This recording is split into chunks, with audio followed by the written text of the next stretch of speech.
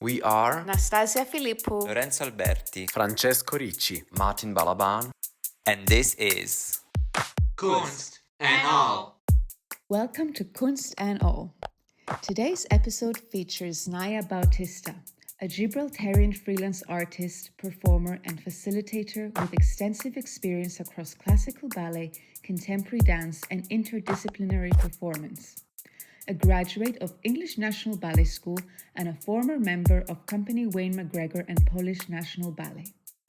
She also has a strong parallel practice in teaching, coaching, and facilitation across professional, education, and community-based contexts.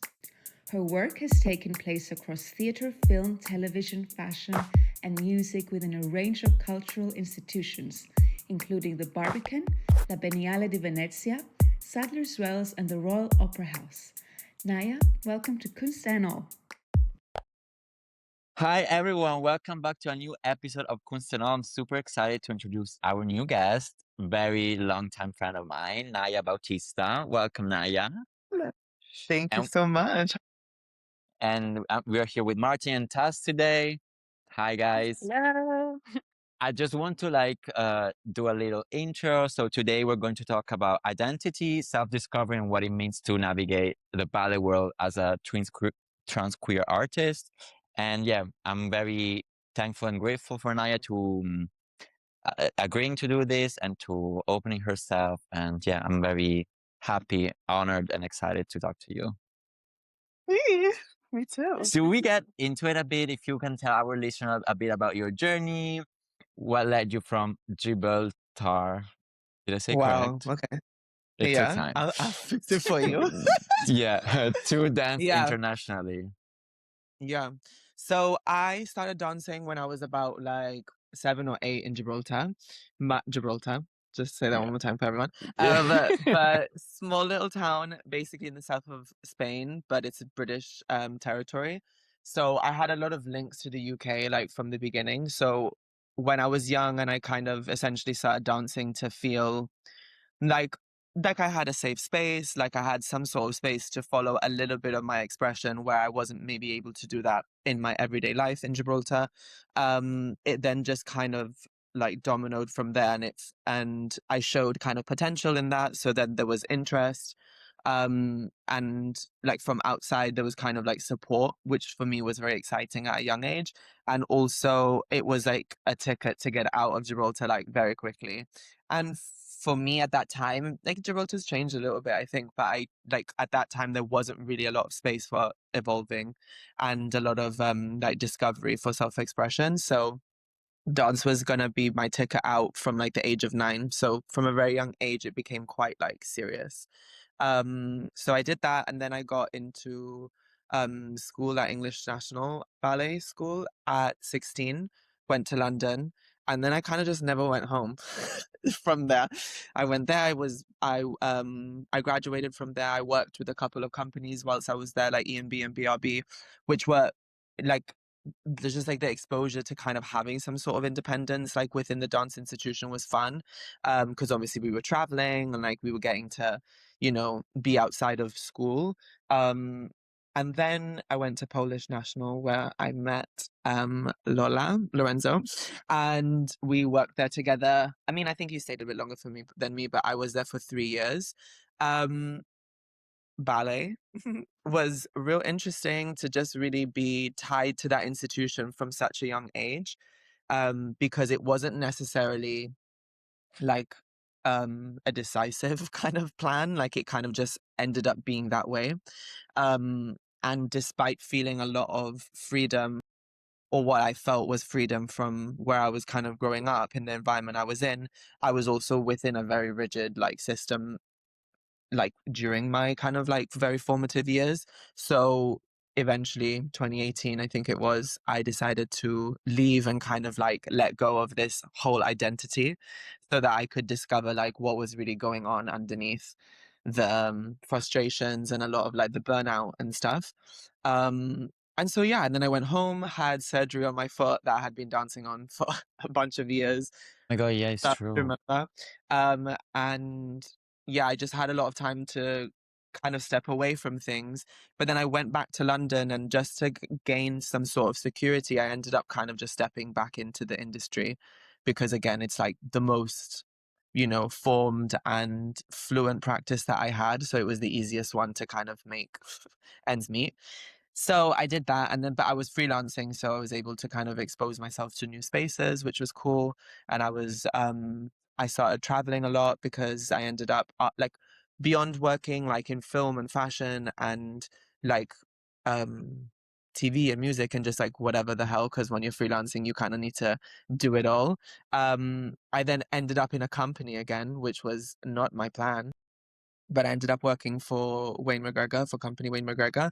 And I did that for 2 years, which is just like kind of like flew by. And it was a lot of traveling. It was a lot of kind of working at that standard again physically, which was nice to reclaim kind of with a new perspective and a new kind of idea of how I would want to do it. But at the same time, it was a very complex time for me personally because I was kind of I was stepping into my own personal transition. And so kind of paralleling that's not a word, but it is today. Paralleling the work personal like journey was kind of weird. And then, yeah, I sort of became an artist with Studio Wayne McGregor. So stepped out of the company work last year in like May or something. And then I've just sort of been dabbling in things and kind of trying to build like and apply for things outside of being a performer. Because I think everything that I've done has kind of informed my purpose a little bit away from performing somehow. But that's still to be decided. For me, go ahead. Sorry, Tazi. No, for me, like, because we kind of grew up together, like we joined first season company, and like the the drive and like the security that I developed even watching, like you've been really a huge sort of inspiration for me. Like I remember we went out for lunch when you were gonna tell me. We were having like fun, like always, whatever, and you were like, "There's something I need to tell you," and I was like, "What?" It's like, "I'm leaving." I was like, "What?" Yeah, I Like I remember didn't that. see. I was shocked. I was like, "You're leaving without Yeah, a job?" He was yeah, like, "Yeah, like if I'm not yeah. It happy, what?" was very And hard. then I was like, "This is so empowering," and I I really admire it. And you told me, I was like, "How do you feel?" It was like, "You just know you can't take anything anymore. You know, you gotta go." Yeah, A year and a half later was me. I was like, yeah, "I'm gonna do like Naya, like yeah, yeah, yeah. fuck Well, that," and I'm gonna be like, I think at that time we weren't really having a lot of experiences where people were taking like non-linear approaches to their practice or to their like work. And so I left one, I was like back and forth with it for a long time because what I was deciding then wasn't whether I wanted to be in the company, or I was trying to decide like what my relationship was to myself, to work, to dance, to art, to like all of these things, to like the environment I was in, because we were in Poland. That was like also a very that was like Poland was a big character in that portion of our lives. And so there was a lot of questions there, and I think I because we're trained so well to fixate and prioritize sometimes the wrong thing, for or sure. not And have for me, yeah, not have sense of self as like our priority. I was kind of trying to remedy a lot of things um with a new environment, with a new job, or with, like just different things that just didn't make any sense. And then I went away one weekend to London. I had a conversation with my friend's family, and they're all artists. And like, I just speaking to artists outside of our institution was really informative, because basically they were just like, if you're not really exposing yourself to life and understanding how you want to move within your own life, then what are you really feeling in your own practice? And how honestly can you like show up to work and interact with people? And I just could tell that I wasn't able to just like holistically and like healthily show up for myself. So I was just like, I need to go. But this like idea that I the privilege that I had was that I could go home, like I could go home and I could stay at my mom's, and I could get the surgery I needed, and I could do like, all of these things. So for me, it was important that I took that privilege to then improve myself so that I could be of use like later down the line. for sure. And we were now in our 30s and kind of makes sense, but we were like 22, 23, whatever. And you went in that meeting with the first thing the director told you, so we're gonna promote you and stuff, you're like, Yeah. oh, Yeah. like you're gonna be a demi-soloist now. You were like, oh no, I'm leaving. Well, but that's I knew exactly how that meeting was gonna go, and I think that's because I'd done a lot. Like I'd always really struggled with agency and in my work, and I struggled with kind of like being unapologetic about my work. So I was very much from the jump very used in work, whether that was Yeah. emotionally, mentally, physically, all of this. So like that meeting, I knew it was going to start with a promotion because it kind of like had explained itself within the, especially that last season. um and I kind of, for my ego, I needed to hear it before I said my piece. Which Yeah. I think was kind of funny, but I think I needed to feel a little bit seen in the space because I had felt like those 3 years I'd offered quite a lot, but I hadn't, like a lot of the work hadn't been recognized. Um, and so that was nice. But yeah, essentially I was just like, my mind is made up anyway. So Yeah, but my point is like we were so young actually, like people to stand up for yourself so strongly in your belief, it was just beautiful. well, Because to put yourself first yeah. at that young age, Yeah. it takes quite a minute. Like I think in the grand scheme of things, like dance exists in such a vacuum that there are these kinds of like big steps and big choices that we need to make. But I think what the reason why I could come to that decision was because I took a step outside of that little bubble that we were in. And I got to be like, oh, it's like really not that deep. It's not that serious. My health is on the line. I'm going to go take care of that. And if I'm in an environment that is not going to support that and is not going to be able to encourage like healthy relationship, then I'm just like, I can't stay here. Like that's just like looking at even relationships in your life, like who are the people that were around us and stuff, like, for sure. you know. But that was the hardest thing to leave. It's always that, like the friends and the community that you build and Yeah. and often that's what keeps us in the same place, I think, because like the familiarity and like shared experience is a very unique one. And even now, as I'm older and I'm freelancing more, it's very hard to find that. So I think that's why I ended up in a company and I stayed for 2 years, because it's nice to have that sort of quality and that, you know, like shared experience. Yeah. Sorry. It got I feel emotional. like we already covered like so many things within the first chapter. Yeah. Wow. No, you spoke a little bit about your experiences, like working in a company. Would you say, yeah, that what impacted like your decision also like to leave this company was like also like artistically, like Yeah. there was like an artistic unfulfillment? Yeah.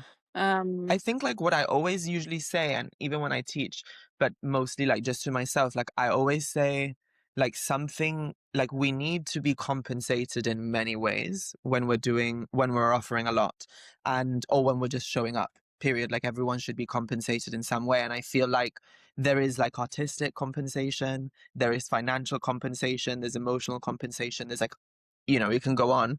And for me, a lot of those boxes were not being ticked. And but for me, the most important one that wasn't being ticked was just like, you know, my emotional and mental state beyond my artistry. I think that what I was mentioning before about priority, like I remember prioritizing like this like artistic compensation, or this artistic kind of integrity or evolution that I wanted to make. But for me, like I wasn't in like a healthy place emotionally and mentally or physically. So I couldn't really tackle that unless I sorted that out. But yeah, I think in general, as a performer, especially when you are a collaborator, like you are mostly used as an instrument rather than like as the director of the room, you're kind of you're taking away your artistic integrity quite often. Like your job is to meet the brief and to like, and if you're lucky, you can collaborate on the brief. But like in reality, you are kind of just showing up to offer someone else's idea. And I've done that mostly in my career, actually. I've not had a lot of opportunities to create my own work, um, which I'm not mad at, but I'm also curious about when that will happen. But I think as dancers, we have this assumption that it needs to be done like really young and really soon. but I feel like it will happen when it happens. I'm just a very big believer of like things will make sense when they need to make sense. So I don't even know if that answered your question, but yeah. Yeah, yeah. Were there any moments that you felt like, okay, now I feel like my artistic voice is like evolving? Was there like a Mm, specific moment that you feel yeah. made that turn over? I think like I think again, like because I've been mostly a collaborator on a lot of work, like like that trajectory has been slower maybe than it could have been if I'd had the courage or just the means to do my own work, like more of my own work. But because I've been more of a collaborator, and naturally I do that well. Like I enjoy that that role. Um I feel like artistically, I would say like where I've felt the most like evolution or like growth has been with teaching. So in terms of like artistically, I also recognize that as like approach and how I like curate a space or how I facilitate it as an Mm. artist. So in that way that really evolved a lot when I was in London, I think, because I had a lot more opportunity to lead spaces and projects. And then I would say like the exposure to the work that I did with Wayne, I think there was a lot of time for self-discovery in that space because there was a lot of self-direction, if that And input, like I feel it, especially when you're in a creative process. yes, a lot of input, which is not usual in like the classical kind of world.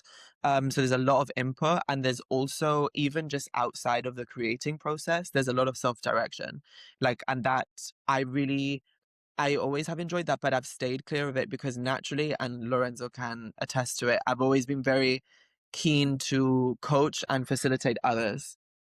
Mhm. Like naturally, like that's just always been my goal. Like if I was working on a role in when we were in Poland, I wouldn't touch that role until I had to in rehearsal. But ask me to miss my lunch, ask me to stay till like 10 p.m. helping everyone else. I would have done that naturally because that's always been my nature and my instinct to do that. So when I was working with Wayne, it forced me to kind of have to do that a lot more, which was quite fun. So in terms of my own like access in my body and like language, it's evolved a lot more just purely because of like being in spaces like that. Yeah. Can I ask you something? You said that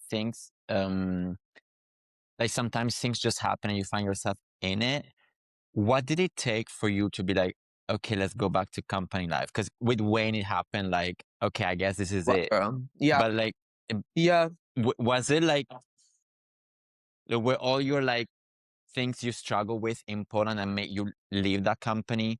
Did you have to go through them, or you just felt safe in that space? Like, how did it come about to like be like, okay, let's go? Because I know you were looking for like being in the same space, like colleagues, the Yeah. comfortable Yeah. part of them Well, of the company, but like, uh, I think priorities changed. So at the time, like as a freelancer, and because, like I said, I was personally going through things that needed regular pay. I mean, life needs regular pay, but my like personal transition needed a lot of financing and it needed security. But then also personally, I missed having community. I also at the time was very keen, or I was like starting to think about leaving London. I was starting to think of just like where could I set up another network because London was feeling a little bit frustrating to me. Um, but so then I was teaching the company. I was like teaching them when they were doing this new creation at Limbury, and I was like, I just went in to teach, like not even thinking at this point. Like I've encountered Wayne's work like quite a lot because even when I was at school he would come in to teach us, or we would work with someone that worked closely with him, with Kerry Nichols. And I did Reset, I taught on Reset, which was like that process where they kind of like helped coach a lot of professionals and stuff during COVID. And I was part of like the first kind of cohort that did that. So I've been kind of like in the ether with them for quite a while, but never really thought that would happen. But because in that, like personally, I was really starting to speak out loud what I was needing in my life. I was needing security. I was wanting a bit more stability. I was questioning where I should do it, whether it should be London or somewhere else. And just missing community. I then went to teach. Someone got injured. I learned the show in the afternoon, and then I stayed for 2 years. So it was kind of like that. But when they asked me to stay on long term, I sat with it, because as dancers, especially with the scarcity in work, sometimes we often are just like, job, let me take it, boom, like I'm gonna jump in. But I actually was like, let me sit with this for a few days, because I don't I need to start choosing things for myself differently than I did when I was 20. You know? And so I sat with it for a while, but it kind of ticked where I was talking about this like whole compensation thing. It ticked a lot of boxes actually, because Wayne's company, like, we didn't ever really perform in London. We would perform maybe like once a year. So we ended up traveling all the time, which was kind of like remedying that thing about not wanting to be in London, and then, having community and stuff. And I think also in a way, because I was going through transition and I was kind of stepping into this kind of iteration of myself that felt a lot more aligned and more comfortable, I wanted to reclaim the space a little bit, and I wanted to see bodies like mine in those spaces and on those stages and stuff.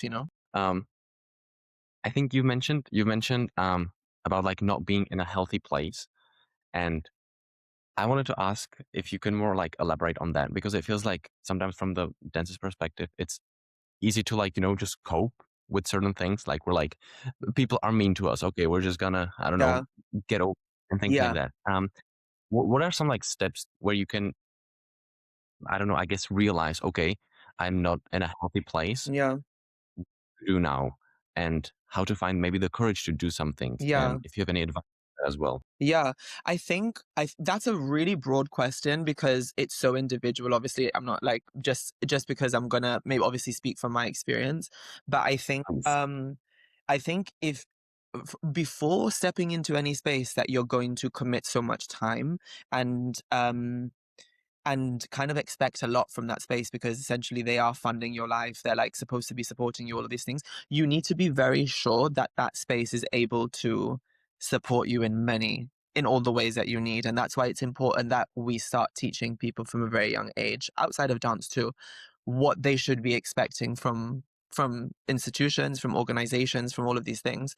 And so I think that that would be like my first point of like practice, is to really understand what support systems there are in the space, what resources there are, and who you're going to be working with, whether you're going to be able to feel supported, be received the way that you want to be received and stuff. Like when I say that I wasn't in a healthy environment sometimes, that was within myself. I wasn't maybe in like the healthiest kind of relationship with my own self, due to maybe other factors. I was also maybe in a space that they weren't prepared to have the conversations I needed to have.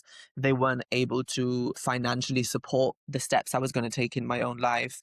They weren't ready to really compensate me fairly, period. Like, it's like, it's beyond, I think, what I really advocate for, I would love to, is that everyone's livelihoods are also kind of taken into consideration within the space. Like, we don't exist solely as workers. Like, we also have a lot going on outside that needs to be supported as well. And we need to be able to have the compensation that we need for the work that we do, that can support everything else we do. Like, I don't need the support to get from 9 to 5. I need to be compensated enough to then, after 5 p.m., I'm still supported, and I can still take care of myself. I can still take care of my community, all of these things. But there's so many factors to that, because um I think we, as like, especially as dancers, like, we come in and we kind of simplify our experiences to be useful to people. Yes. And I think it's important that we remain complex from a very young age. And encourage that complexity, because it will only feed the work a lot more, but also it will prepare people to face their like lives outside of work as well. Beautiful. Did that cover it? Super well I don't said. know. Sorry, I tangent. So if I'm not Yeah. even on track, just like bring me back. No, it's just great. Like I'm like speechless, like listening to you. I'm like, wow. And like for me, like thinking, like this is giving me major throwback, because this would be our lunch breaks at work. This This would kind be of us with topics Pia and Doggy. conversation. Yeah. Yeah. Yeah, it would be as same words like me, Naya and Rini, like just talking, and it was just like, and we were like 22, like, but we were like, okay, let's Yeah. talk the real tea here. Yeah, yeah, yeah. Yeah. But that's the thing. It's like, Beautiful. it's conversation. It's spaces where conversations feel open and there's like open dialogue, because not everyone has the answers. No one really should, other than the people that are leading the space. Mm, That's yeah. responsibility. Yeah. Yeah, it feels like there's a almost conflict of interests from the institutions sometimes. Babe, that's capitalism. Yeah, 100%. But Yeah. like what I guess yeah. It's I agree with you completely. Yeah. I think it's that. It's like, what really are the expectations coming into the space, and what is available for us to take from this experience for everyone. And I think that that comes down to a lot of like hierarchical positions, or like systems, sorry. um there's always going to be unjust and inequitable kind of expectations when there is hierarchy, and a lot of spaces exist like that. And I understand that that is a big system to crumble, but I'm a big, supporter of horizontal spaces. Yeah. Should we talk a little bit about identity and self-discovery? Taz, you want to chip in into that? Yes, absolutely. Uh, actually, I wanted to go a bit back to connected. Um, still like within a ballet company structure. Mm, And I wanted to ask how being in such a structure has an effect, or how does it influence this, like your sense of identity and individuality? yeah. Well, from the beginning, it illustrates itself as a space where that will never be encouraged. Like, I mean, again, I've not experienced this system now, other than when I've maybe taught. But when I'm teaching, I'm coming in as a guest. So it's a very different approach, and I'm sort of curating that environment. But I can tell that it's still not really that different in terms of its energy, and it's in its nuance, because when I'm coming in with a different approach, it still feels like there's like a hesitation to kind of just lean into it.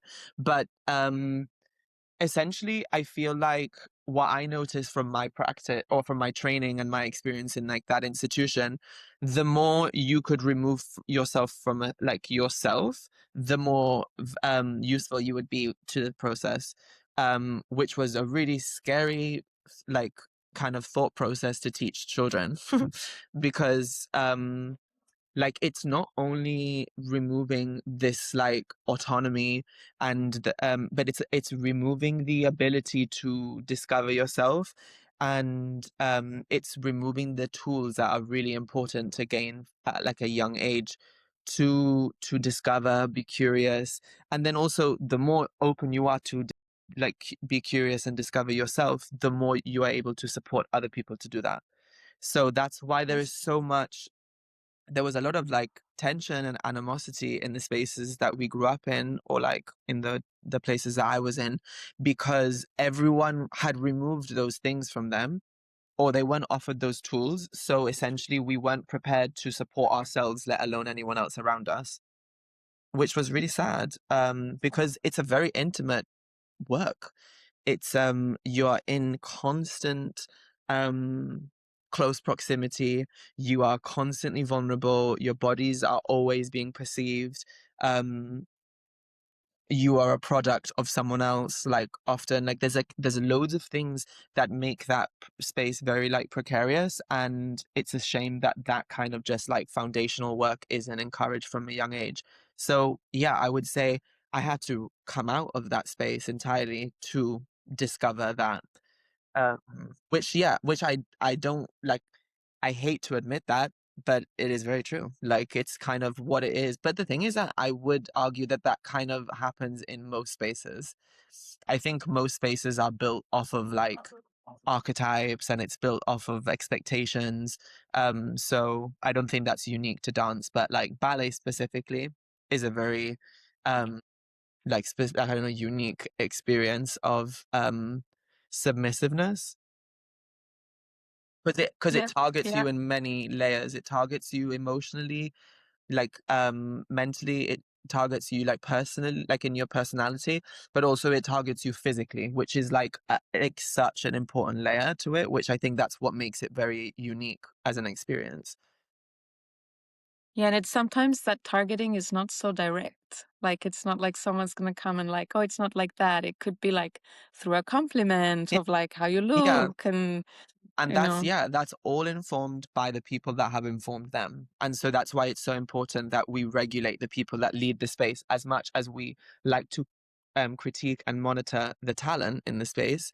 We need to also do that with the leaders of the space and the people that curate the space and stuff, because I don't see that happening often. And I think that that's a real like downfall in a lot of artistic processes. I mean, Sure. Mm, I just graduated from Paluca from the school, okay. and so I'm young. Like it's my first season in the company, Congrats. and like what you say, it feels like it's changing for sure, or at least in like the educational system. Yeah. It was such a big step, and now actually joining a company, I can really see the lag that the Yes. system has, Yeah. the kind of the discrepancy between Yeah. that and I think there's much more regulation within academic or within kind of like like an institution that is like offered in education, because I feel that was such a long-winded way of saying just like schools. But you know what I mean? But basically like I feel like like those places are required to be monitored more. right, You know what I right. mean? So I feel like naturally, like that's happening, but also I think there is kind of like we're getting a fuller circle of like people coming back from the industry, and we're getting very young educators now as well. So naturally, like those kinds of experiences are being spoken of, and we're like kind of hopefully learning from. But I would argue that even in those institutions, as well as in companies and like just as a freelancer as well, like whoever's directing these like organizations and funding all of these things, there needs to be monitoring from all angles, because we need to be able to make the space equitable and like um, productive from all like angles and for everyone involved. So I think in school there are things put in place so that there's just more safeguarding essentially. Easier to Yeah, it's yeah. easier, but it's like, but I think that it's because it's necessary and because it's monitored more as like an institution of like education and for younger people. I think like safeguarding is often thrown into them, but that doesn't always mean that the safeguarding is like really understood intrinsically. And I think that I think I can see when I go into institutions there is a debate and a dialogue happening all the time with younger people, because also one of the things that's changed a lot is that younger people have a lot more space to speak. Yes, Not for always, sure. not always, but in generally compared to maybe like past generations. And so, Yes. but because there is more space to be to speak, that doesn't mean that the people you're speaking to understand about what you're speaking about. So that discrepancy is where we're getting slippery. So what they do is, I feel, smack like a safeguarding rule on top of it. So we're covered, like we're doing what we need to do. But the understanding of that dialogue is important for it to actually feel like progressive and like actually useful.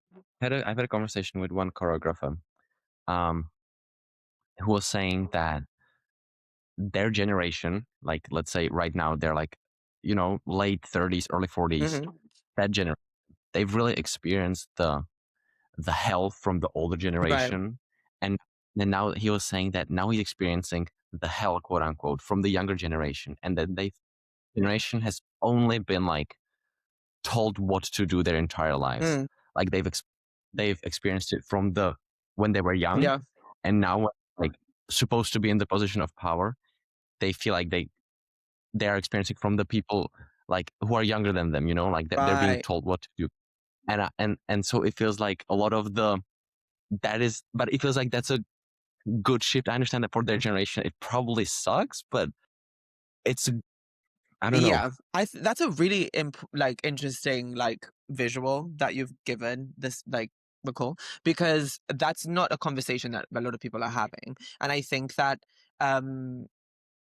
for me, what I hear in that is that people have wanted to move past this kind of like dictatorship, like this kind of dynamic of like more dominant and submissive kind of collaborator in the space, collaboration in the space, but to remove themselves from that, it means that they don't want to be questioned, or they don't want to be critiqued, or they don't want to be part of open dialogue. And to me, I'm confused at what they've learned from that experience. Right.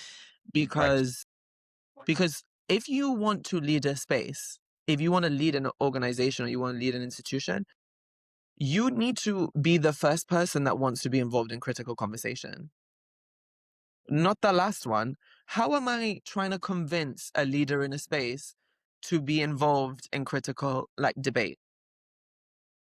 I'm so confused. Like, I'm like, you like the openness, the clarity, the honesty.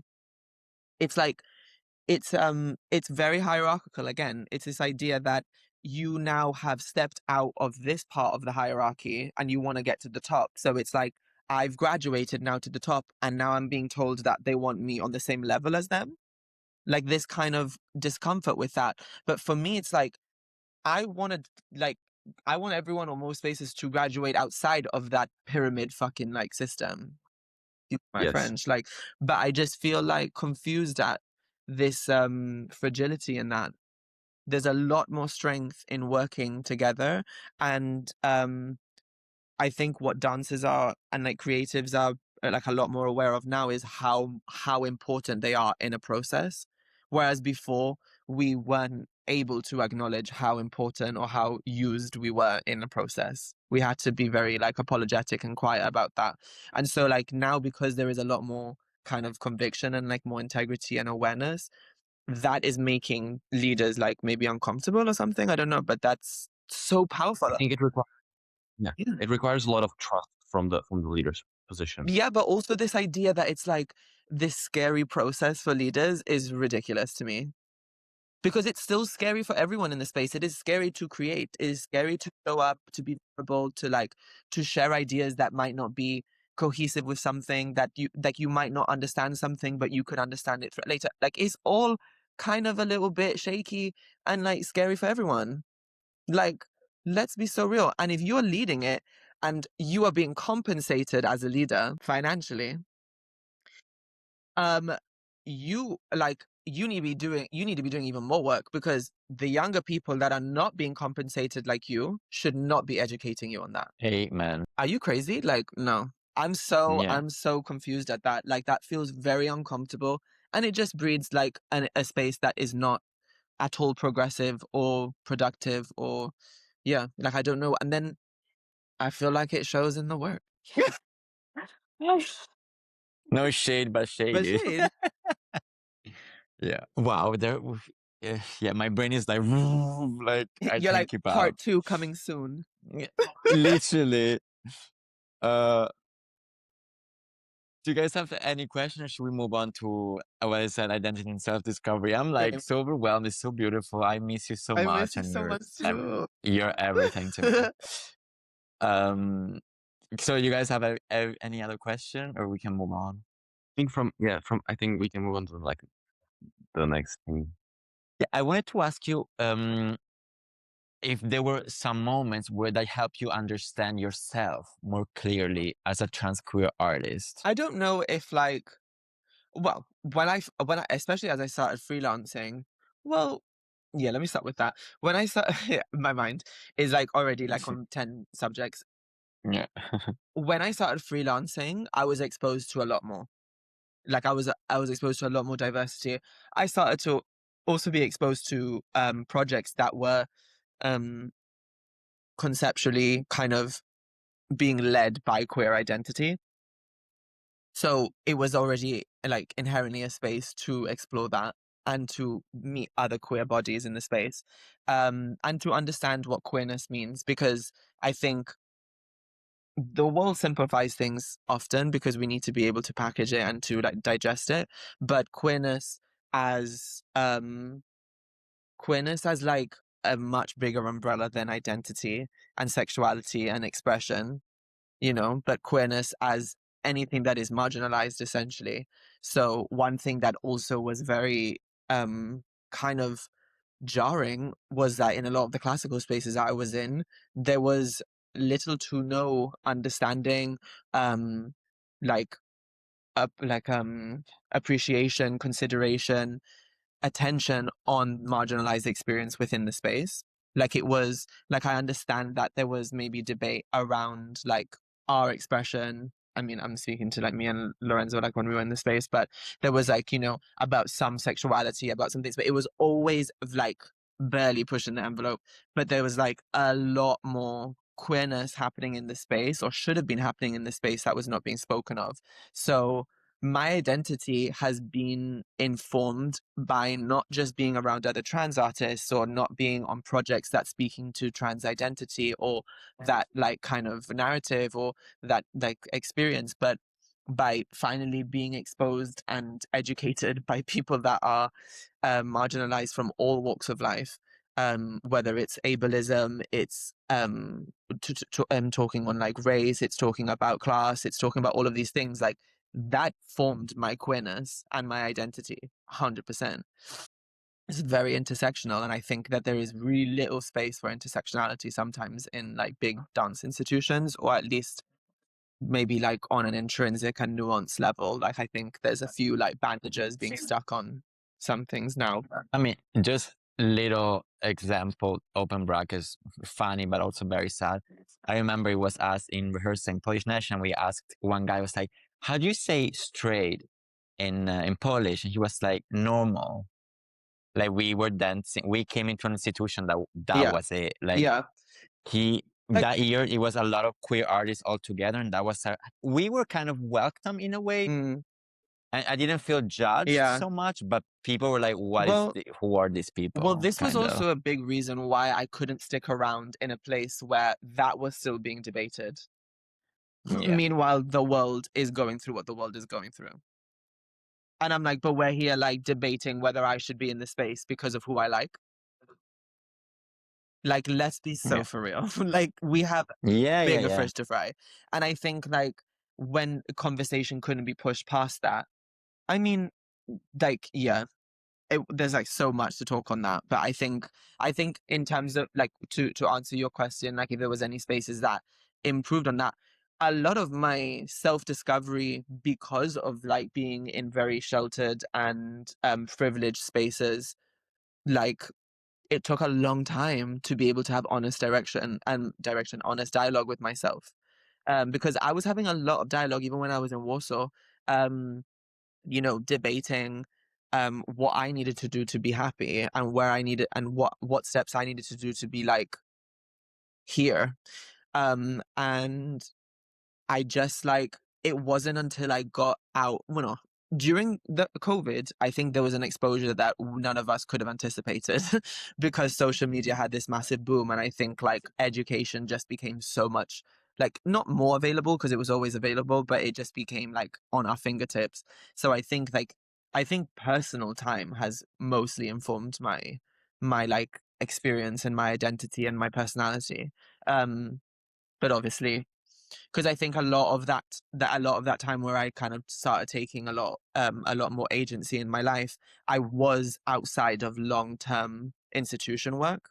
I was kind of more freelance. So like the transients and like the kind of constant exposure was helpful for my personal life. But I wouldn't say that I owe like my self-discovery to like any like big institution. I would say a big kind of was the opposite. I'm interested what your opinions are on social media actually. Like I'm hearing a lot of the benefits that social media can offer from you, but I mean there are of course drawbacks. I don't know, I'm just interested what. Yeah. I mean, again, that's a big question, Martin, coming in with the big ones.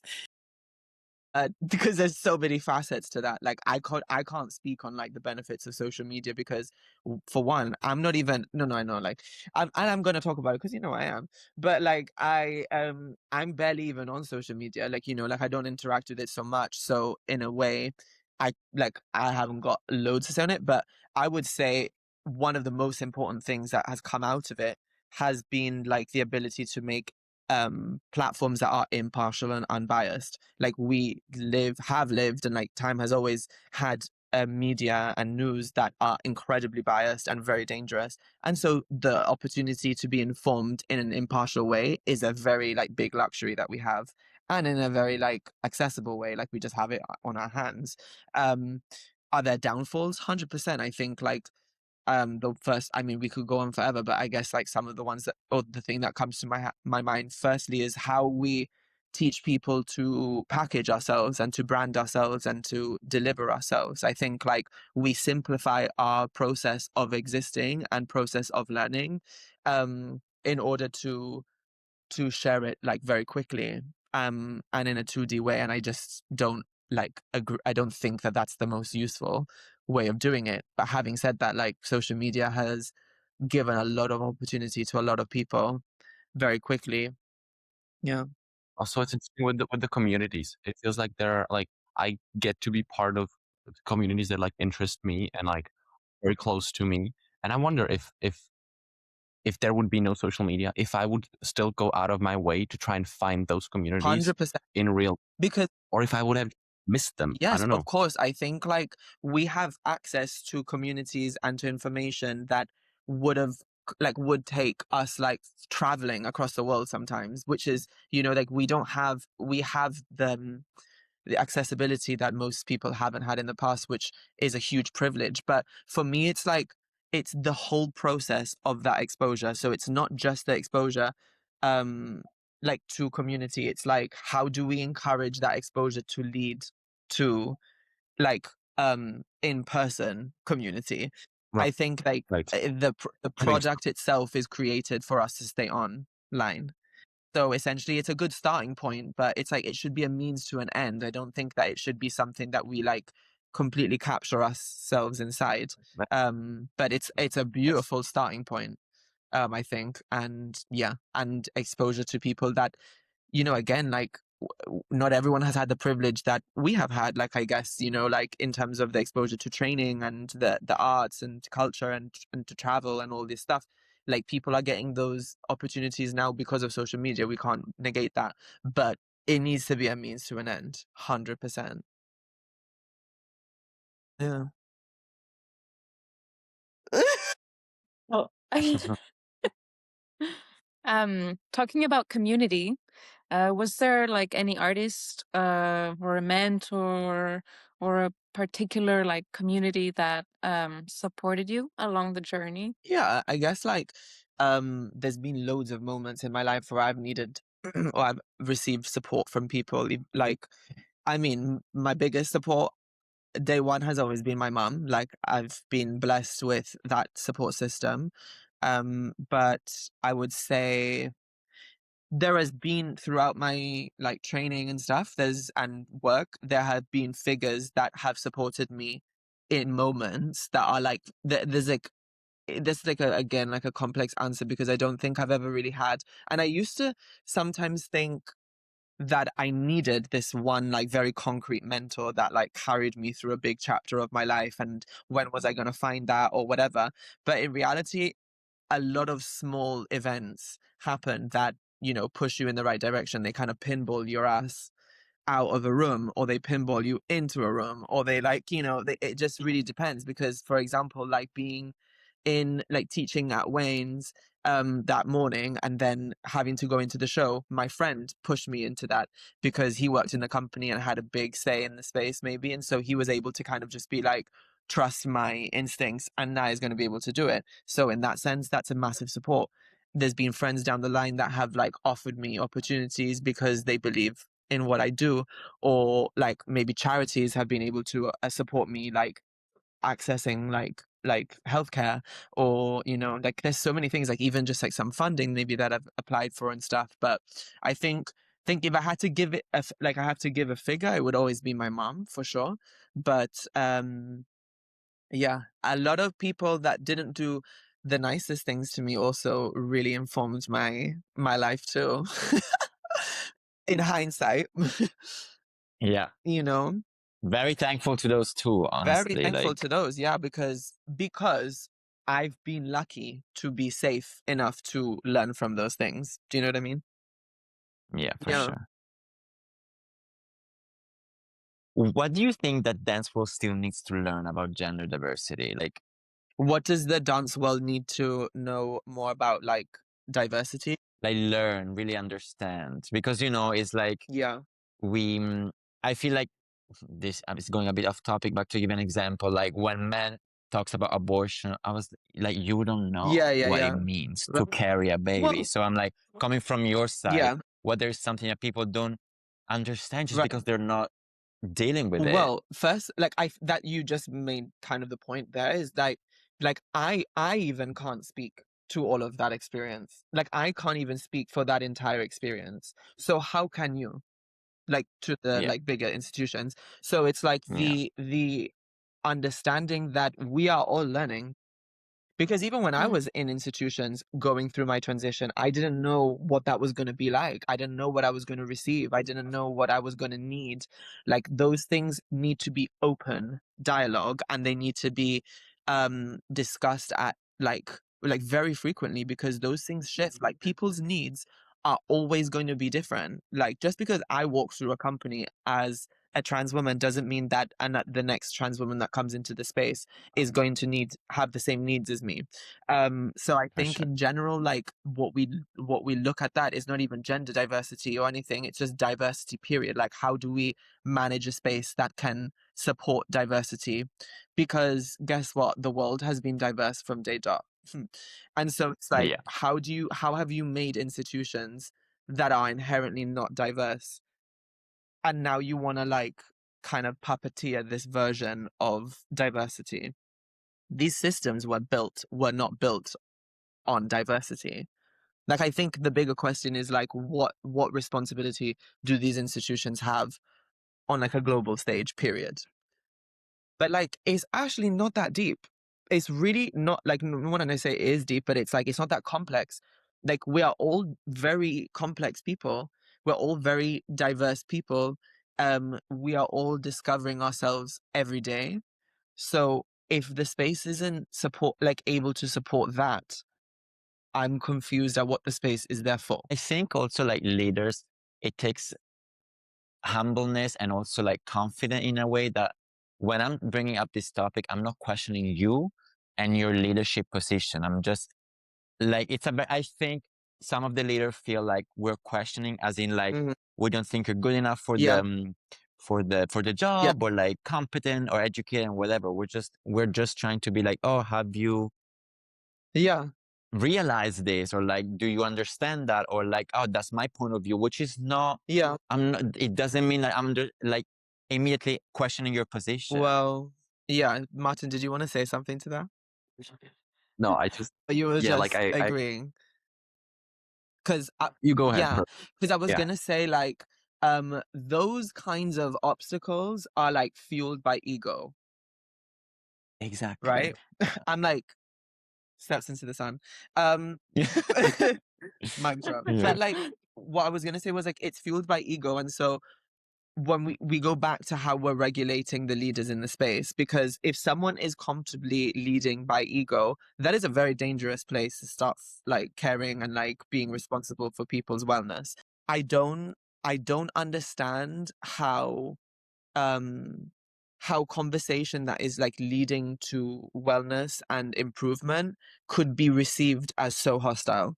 Like that is an observation that needs to be had on the person that is bringing hostility into the space.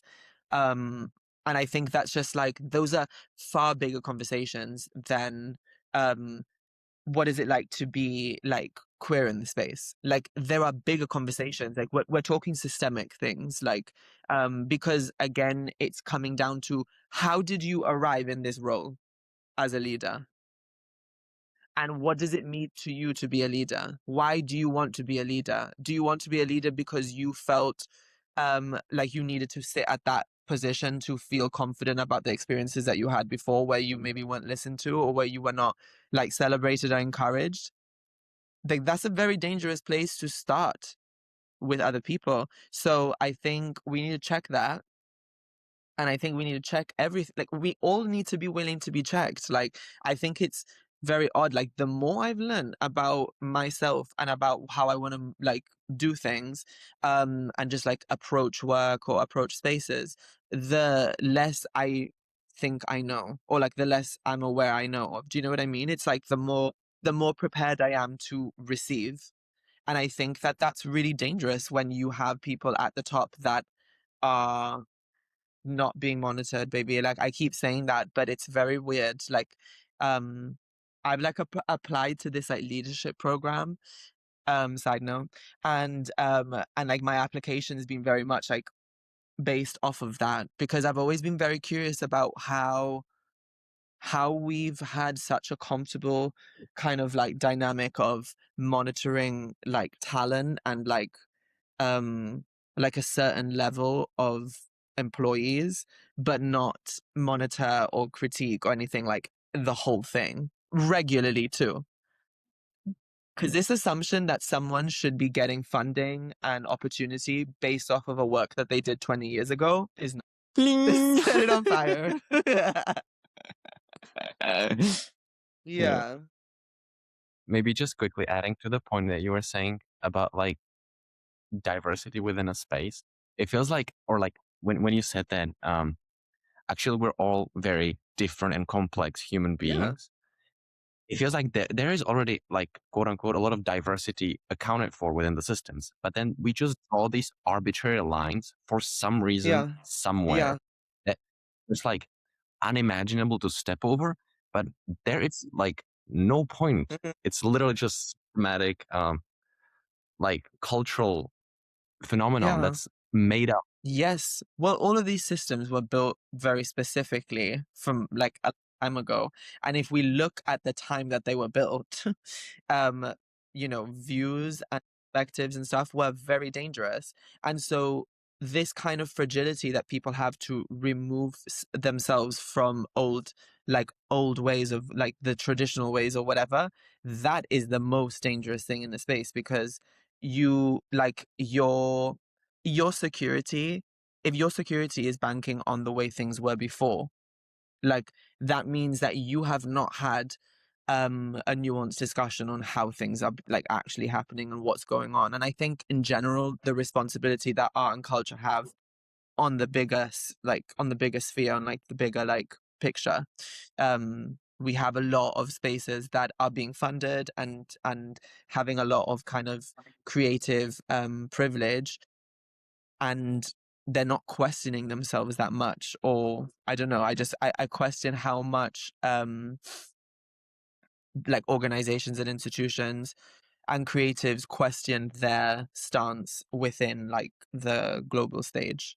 And I'm like putting myself in that as well. Like, I think we need to be a little bit more proactive with that. And yeah, it's like, it's odd, this like idea that like there is, it's almost like you're saying, it's like a good point, like that there already is a lot of diversity in the space purely just by having people in the space, but it's how you perceive it, how you receive it, and how you're willing to show up for it, like respect it. I think there isn't a lot of respect for anything that doesn't is unknown to you, or is challenging you in some way. But I think that again comes with a lot of like ego driven kind of work, which is dangerous, because we need people that um I mean, ego is important, but I think like that shouldn't be your like point of reference. Like, it's very weird. When it becomes like insecurity, when you start feeling like you're being threatened, you immediately like go into this mode of trying to like being protected Mhm. and people your enemy, Yeah, and and then I it's think we need to talk about like how we regulate ourselves a lot more. How do people regulate themselves? And how can we better like prepare people to regulate themselves? Because we are in a yes. very unstable time in the world. Like, it's like we're all kind of off, like we're all irregular, like just from what we are like listening to, what we are consuming, what we are um what like this idea that we like, sometimes I have a difficulty with these kinds of very in-depth conversations about how we can improve dance spaces when they don't exist next to like what's happening globally. Like, I just think that all of those things are affecting us, but also what is art and culture's like position within all of it as well. And I think that's why it's always like they're always bigger questions than we're asking.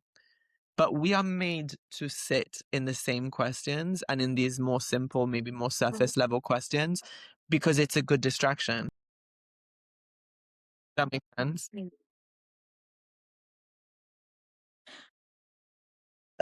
I share something that I'm struggling to understand? Like, do you ever have the feeling that there's certain like, I don't know, companies, industries that they would do the diversity thing just for like the marketing Yeah. aspect and to tick certain Yeah. boxes, Well, but then the actual work that happens yeah. inside like Yeah. completely does not Yeah. support that. Well, yeah. Like, I think just like like we have to, I think what we need to understand on like, again, on like a global stage is like the like people's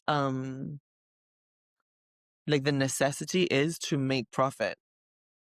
We all Yeah. exist in that. Like, that is what capitalism is. And so it's like, if that is the first kind of aim, how can we believe that anything is going to be genuine or really investigated and really outsourced in like a very like productive way? Like, we're doing anything that's going to be able to benefit, you know? And that's like a big general statement. Like, of course, there are a lot of people and a lot of creatives that are wanting to, you know, make spaces equitable and more healthy and promote wellness. But like, when we're talking like big money and stuff, like that, like the aim is to create profit.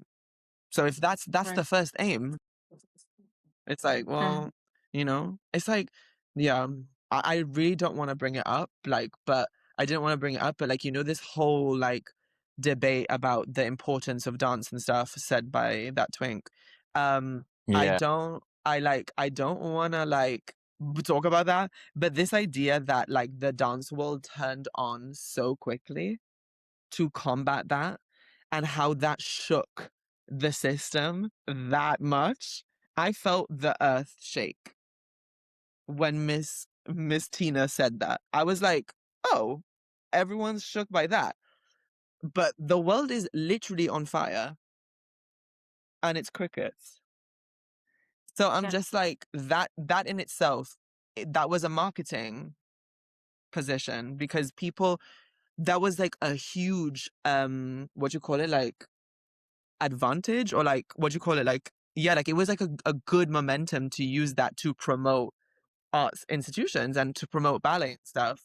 And I heard it indirectly. I heard from people that were leading spaces that they used that to like promote their work and stuff. And I understand, baby, we all live in the system and we all need to make profit and we all need to like get it like moving. But that was the response, you know, like the response was to like to be so physically moved by something like that, where it was someone's opinion. Like, everyone has Yeah. opinions.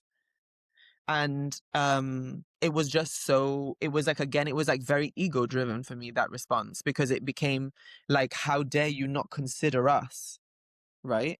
As if dancers, well, and especially a lot of the people that had the stage to talk on it, like as if they don't already have a lot of privilege in comparison to a lot of people in the world. Do you know? Like, I think that Mm. both things are important. Like, I think whilst we want to question systems and improve them and um make them a lot more progressive within the whole like kind of like public debate and like issues, I just feel like we need to also acknowledge the privilege that we have. And For that did sure. not fully answer your question, but like, you know, like that was a good example of, that was a marketing op, like to just ride the wave. But it's all like kind of coming from that. But the thing is that it's hard because the arts as well is always being kind of targeted financially, right? Like money is kind of constantly being taken away from that.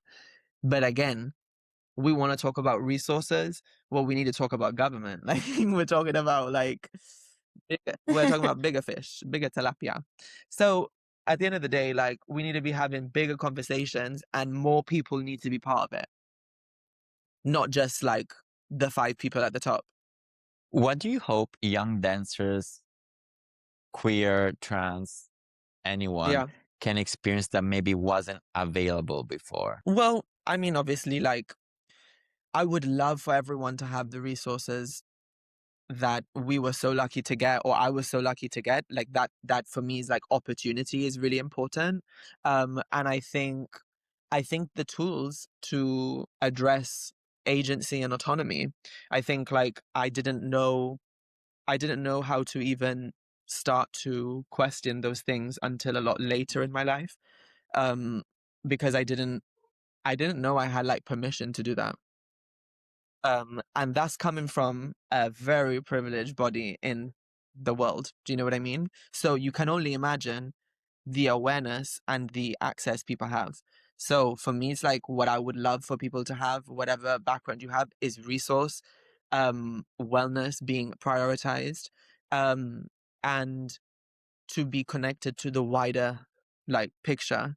Like I think everything should always lead towards that. I think one of the most jarring things I remember in when I was in the company with you was I always remember feeling we are not part of the world. Like we're not part of the bigger conversation. Like we are so sheltered in this. And I remember being so frustrated by little things, by like, the little things that go on every day in a company that you get frustrated with. And I was like, this is so like whilst that's important and like they can be novel and they can also give you lots of like, stories and momentum and all that stuff, it's like we weren't able to be, we weren't like not able to be, but we weren't like encouraged to be part of like the bigger picture. So I think that is, and then to tie in like the whole social media thing, it's like use that to open up everyone's like perspective and position in the conversation. Yeah, I mean, I think I really, because I was there and stuff. Like, I remember we entered this like institution that was untouched for years. Like me and Vini, when we joined, we got an article on the newspaper, first Italian Yeah. in the company. Yeah. And then it was me, Vini, Naia, like, like it was all a bunch of queer artists that year that entered the space. Yeah. Yeah. Like I remember there was an older dancer in the company that was like, thank God you guys arrived. I had a horrible time before. Mm. And like, again, coming back to what I said before, we were entering an institution that I didn't feel that men said in a judgmental way, but like that they consider straight men normal. Yeah. I think, And so entering that all together, being very successful and talented dancers, it was a really earthquake for them. Like it took a while. And like well, at the beginning it was like, who are these twins think they are? Like they need to, yeah. yeah. And we were like, no, we're going to change this and we're not going to settle for I this. think like what it is like and a lot of privileged people have the opportunity to do this, is to be audacious in a space, like to have audacity to shake something, to expose something new, or to question. And I think like we were kind of challenged, but we were privileged people in a privileged space. For sure. So that's what I mean about like the wider picture. It's like, how could we have the audacity to be ourselves in the space to inform the wider like conversation? And I think that's what's important, to always bring it towards that. It's like almost like this means to an end again. It's like this idea that we are improving just our own self is very, very individualistic. And to go back to your question about what does social media kind of maybe offer negatively, is like this kind of forced individualism. Like I think we come away from community in that way. We a lot of vocation and a lot of artistic practice is self-indulgent. Like you need to be able to self-manage, self-direct. You need to, dive into yourself and spend a lot of time on your own, which is super important and like really fun. But really fun. That was such a random way to like finish that thought. But also I think it needs to be way wider. It needs to be bigger. It needs to be beyond us and beyond like one institution. Yeah, for sure. Yeah. That was super interesting. And we covered so many things. I don't even know. Like, I'm so, overwhelmed. And you're such a jewel for me. Like, you really, Well, you have been inspiring me. And you were really, for me, one of my mentors, if I can think. The way I think and question things, I was really like, wow. And like, I had the privilege, because at this point, I really think it was a privilege to grow up with Uh, this. That's so It was a sweet. lot. Like, Lola, yeah. and people now think, oh my God, like they come and talk to me and they're like, oh, like I'm able to give like constructive advices sometimes, or at least this is what they Mm, feel, is because I had you. babe, that's so And I was no, but it's true, because I was coming in from a school where like Hamburg, we had John Newmar, that was God. No one questions what God says. And we are like, we do whatever. And I was entering the company, or we don't question yeah, anything, because it has been like yeah, that. And not that people were like imposing this thought to me. It's just like, I've been multiple years in that academy, and like, yeah. I thought that was just a normal thing. But yeah, like you would essentially like informed that way, so that's what you carry with you. But it's hilarious to say Yeah. that, because for me, like I felt incredibly passive in my life, like up until now.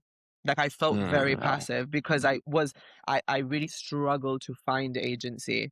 But I guess it leans to this whole kind of instinct that I always had to facilitate, like outside of myself and me. But I did have a really big struggle how to create agency and like autonomy for myself. So it's like, I love that you say that. But yeah, like, I mean, we created a very safe environment for us to be able to discover all of those things. And that's what we should be able to do for everyone.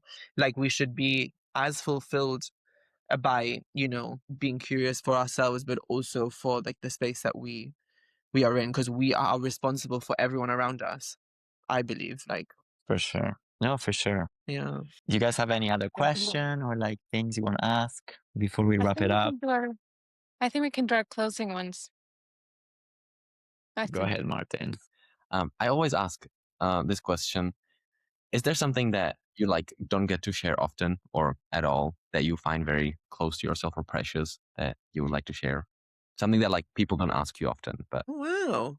I don't know. I guess like it's interesting because that's a really like like hard question, because I guess the whole point is that you are like asking me what I don't often get asked or speak on. And then I'm like, but yeah, I guess I don't know because I don't often do.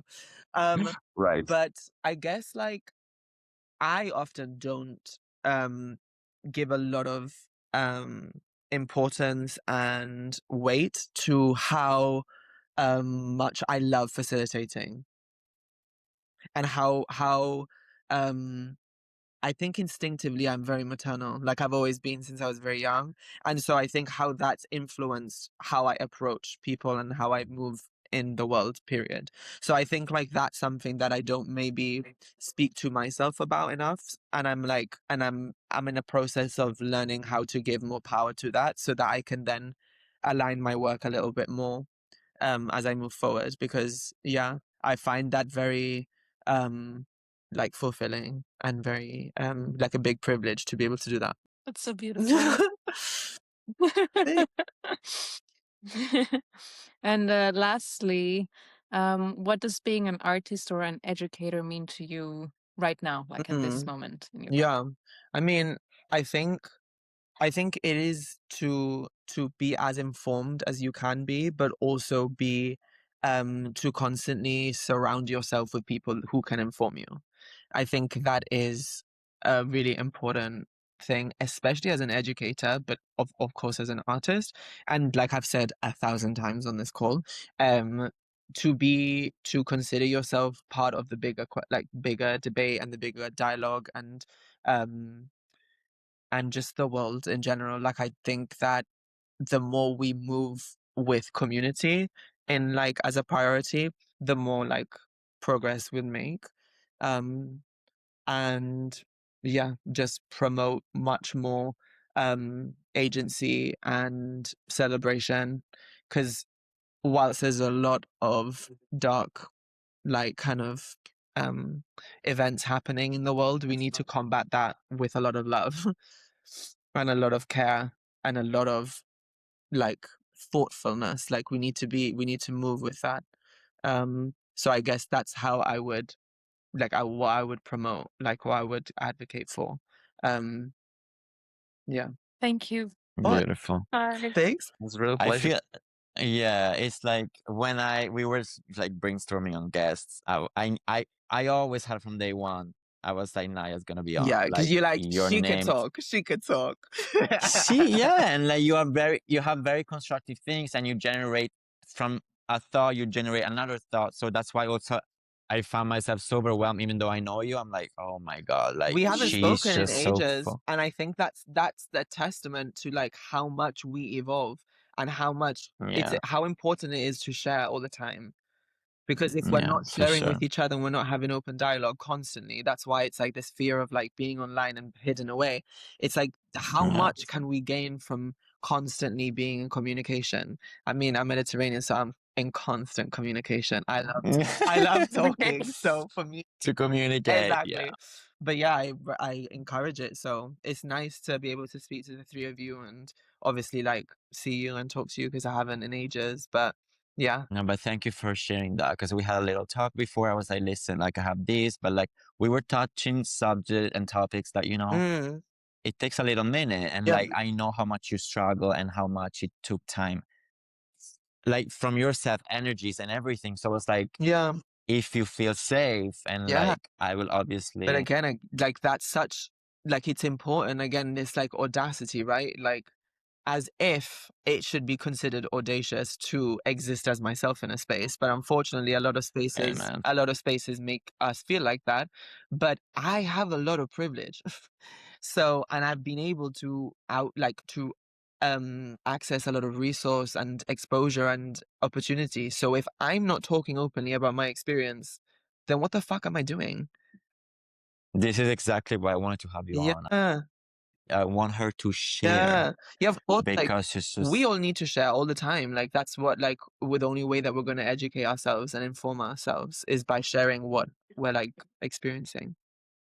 yeah, Yeah. beautiful. Amma, thank you so much really for your Thank time, you.